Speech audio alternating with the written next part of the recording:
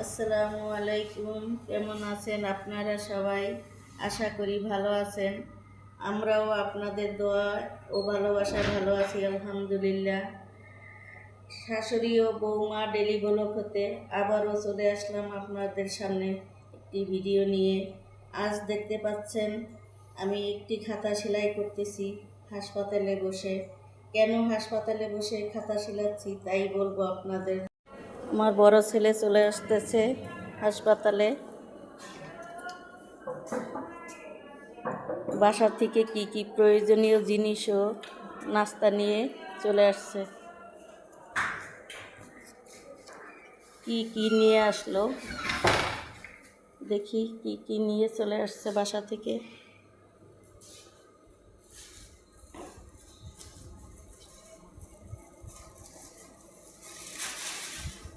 আজ নাস্তা, সন্ধ্যার নাস্তা এখানেই করব।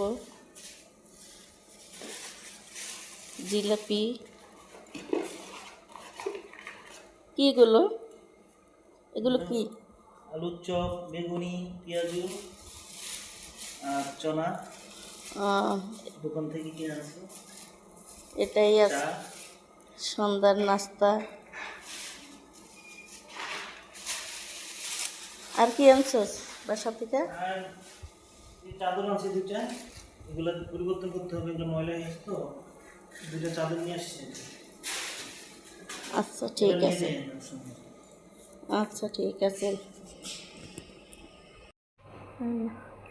ছেলে ও বৌমা নাস্তা করতেছে, আমিও করব।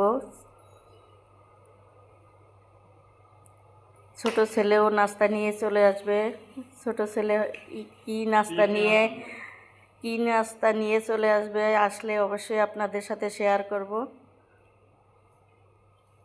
চা আনা হয়েছে, চাও খাবো।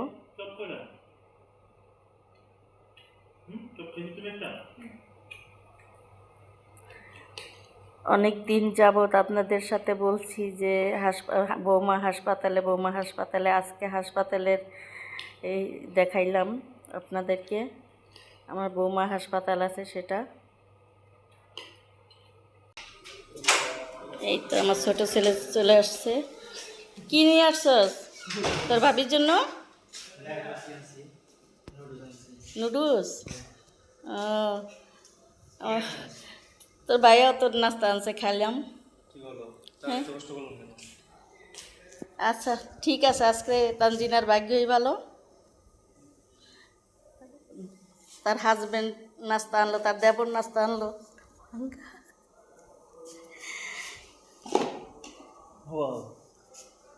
ও বাপ, সুন্দর তো নুডলস। কে পাক করছে? আমি আহ, নিজ হাতে পাক করেছি, রান্না করেছি। আচ্ছা ঠিক আছে, দিব।